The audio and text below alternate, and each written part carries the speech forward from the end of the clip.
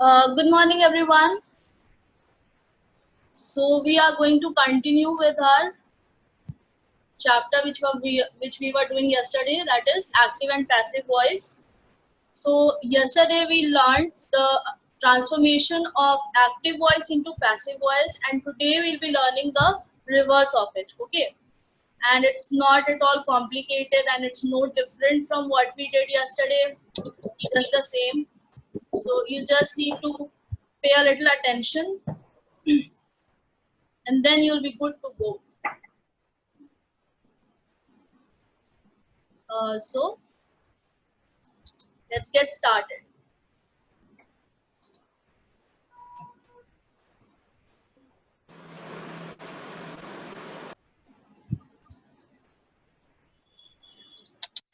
So as you can see on your screen, there's a graphical representation of how we can transform passive voice into active voice. I've already told you about the meaning or the definition of voice and active, what is active voice and what is passive voice. Okay, so we are not getting into it again.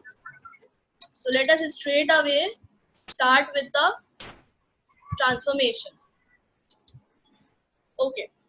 So now the first example is of passive voice.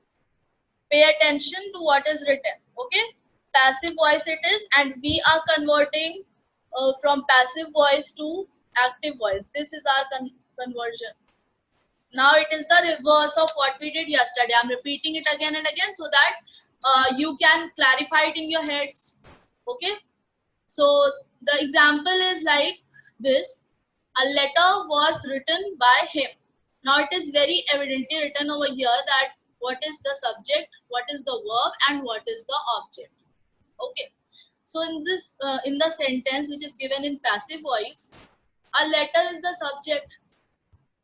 This is the subject, and verb is written, and it is used with the helping verb, that is was. Object is him, and you know that in the passive voice we use this word by.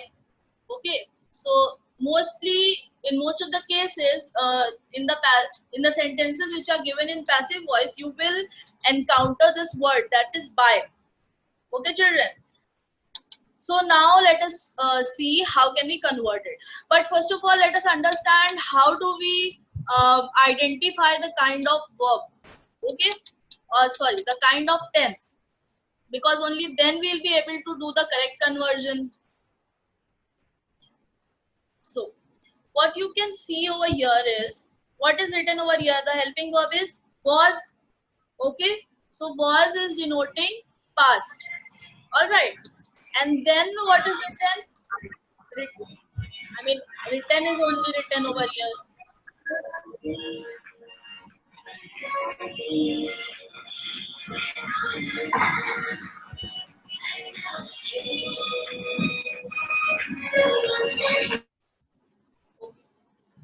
So written is written over here. Just a second. Whenever you enter the meeting now, you should put yourselves on mute. Okay, because then the session gets disturbed. If people are responsible enough now, you are not very small kids, and you all are very smart also. Okay, so that was a very humble request. So where were we? Yes, we were doing the example of passive voice, and we were learning how to identify the tense. So what you can see over here is was is written. Now was denotes past, and written is the third form. So when there is only a helping verb and the third form of verb, that means this sentence is in simple past. Okay, simple past, because there is nothing else apart from was and the third form of verb. So how do we convert it? Like we interchange the place of subject and object. The same thing we'll be doing over here as well. Okay, what is the object? The object is him. What we are doing, we are bringing it to the subject, to the place of subject. Okay, so the yesterday I showed you a table where you had that subject and the object form. Okay, so the subject is, when him is the object, then its subject is he. All right, and a letter is the subject over here, so a letter would be the object over here. There will be no change in this. All right, and then was written, it is simple past, and in simple past, in active voice, we do not have any kind of helping verb. We just have the second form of verb, that is wrote. The three forms of verb are, first form is write, second form is wrote, and the third form is written. So is this clear to you all? Show me the thumbs up so that we may proceed. Understood, children? Okay. So let's move ahead. Now, all these things we did yesterday also, but we learned it from left to right. And today we'll be learning it from right to left. Okay. From this side, that is from your right hand side to your left hand side. This way. First we will look at the passive voice and then we will look at the active voice. All right. Don't look at it like this. No, this is not the way. This we used to do when we were doing from active to passive. Now we are doing the reverse of it. Okay. All right. So first we will talk about the present tense, and in the present tense also the first is the simple present tense.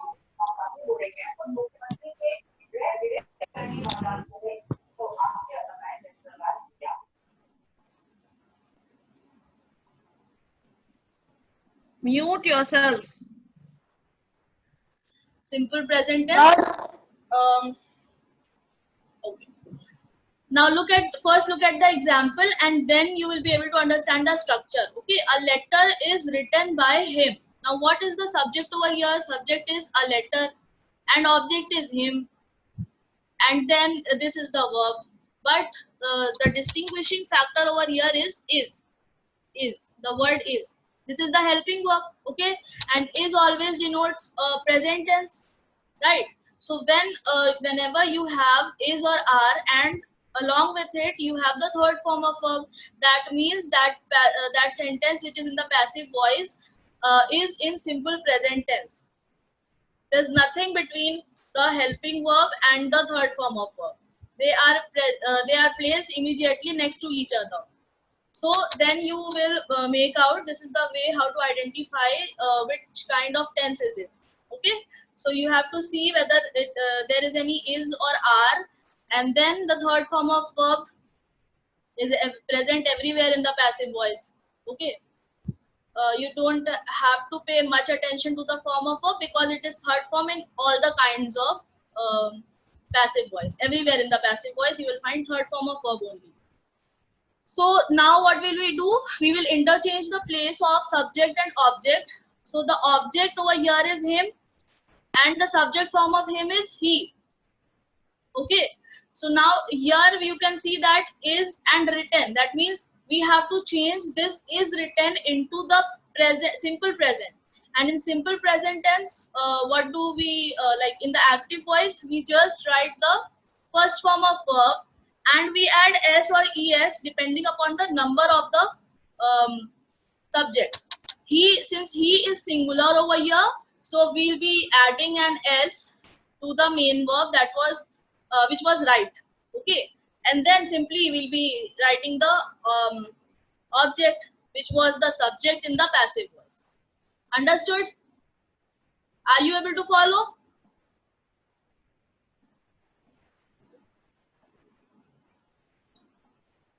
Okay. Now let us move on to the present continuous tense. This one, and again we will be following from right to left. Now here, a letter is, and then what you can see, being. Okay, you have ing over here also. So whenever you have an ing in the sentence, that means that sentence is in continuous tense. Okay, and is denoting present. The ing in being is denoting continuous. Okay, so you here we can very easily make out that this is a present continuous tense. And how do we write a present continuous tense?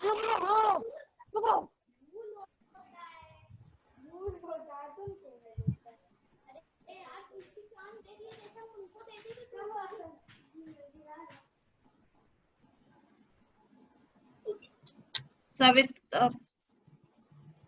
please mute yourselves, children. Now, how do we write the active voice? We will just again interchange the place of subject and object. Again, here the subject is him. So the object is him. So here in the active voice, the subject will become he.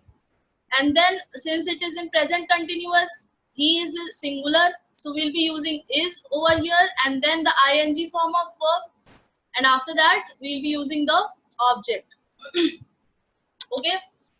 Now, next is the perfect tense. And we will be going from right to left only. Look at the example. A letter has been written by him. Whenever there is a has in a sentence, that means that is in perfect tense.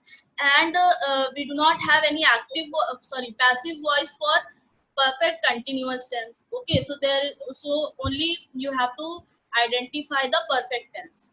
All right, so has is written, that means it is in perfect tense. And also has, there are three forms of have verb, that is has, have and had. And has and have we use in present tense. Okay, so when you will see has, that means it is present, and also it will denote what? Perfect. Okay, so let us change it into the active voice. Let us transform it. What is the object? Him is the object. So when it is changed into subject, then it becomes he. And how do we write a present perfect tense? We use has or have and then the third form of verb. And after that, we add object. And we will be dropping this word by when we are transforming it into the active voice. Okay, this by doesn't go in the active voice. So I think and I hope that present tense is clear to you.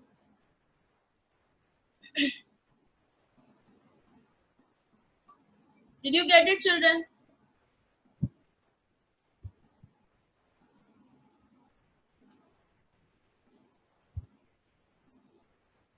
Now, let us move on to the past tense.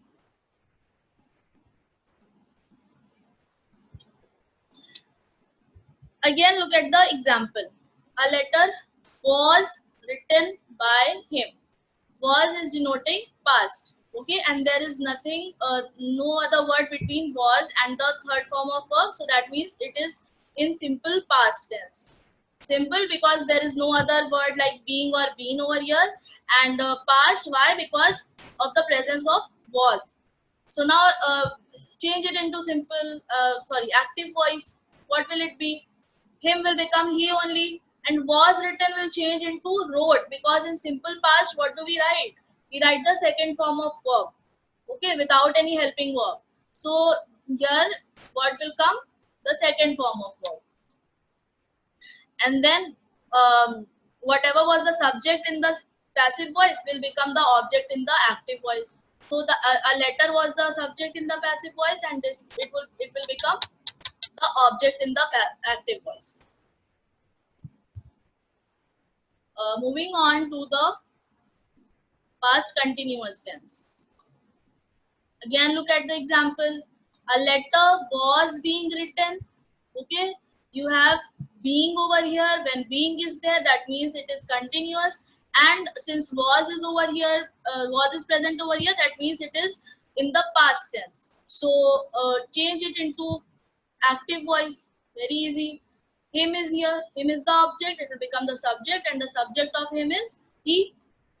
And then was writing, because since he is in singular number, so we will be writing was. If suppose there was any the subject was in plural number, then what we would have written? We would have written were.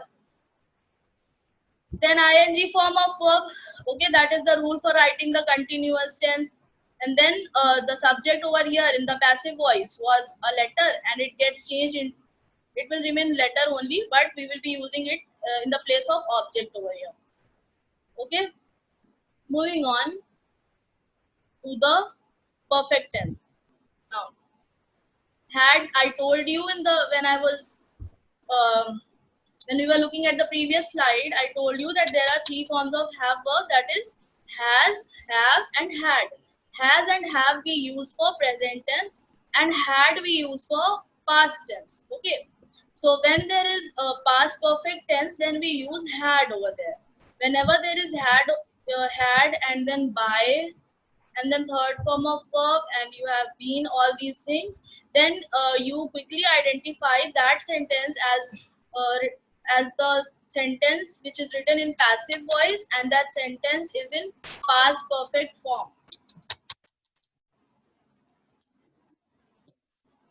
So object is him. Here it will become he. Had will remain had only. Okay, we do not change any. Had doesn't get changed according to the number of the subject, whether it is singular or plural, whether the subject is singular or plural. Had will remain had only. And then we will be using the third form of verb. With had, we always use the third form of verb, and in perfect tense also. And then the object, which was the subject in case of passive voice. Okay, children?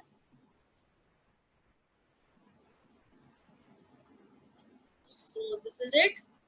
And moving on to the last step, that is future tense. Future tense is easy because we only have to cover this subdivision, because we do not have any passive voice for future continuous tense and future perfect continuous tense. Okay, so we just have to cover only two subdivisions, that is which are simple future tense and future perfect tense. Now look at the example over here and follow the arrow from right to left again. A letter will be written by him. Okay, there is will be, and when there is will be, that means that is simple future. Okay. So what will we write in the simple future? The object will become the subject he, and then will write. We do not have any be in the active voice of simple future. Just make this thing very clear in your mind, because when I was teaching you future tense, then you people were making mistake over here. Okay, when we are writing be, that means that is in passive voice, and in active voice there is no be over here. Just with the helping verb will, we add the main verb, and that too in its first form, without any s or es. Okay, even if here even if the subject is in plural, then also the verb will be in its main form, in its original form, without any s or es.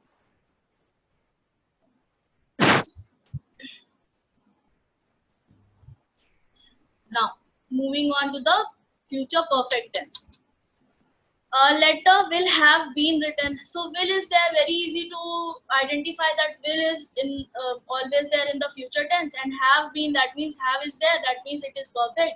So simply what you have to identify is that you just have to identify who is doing the action basically. Letter cannot do any action. Okay, a human being will do the action, and him is the person over here, that is in the object form. So he will be a person, a boy will be writing the letter. Letter cannot write a boy, right? So who is the doer of the action? This this word, that is him. So we will change it into what? He, because we have to write it as in the place of subject. And then will have written a letter. This is the structure of the future perfect, which I have already done with you in the previous classes. So these were all the rules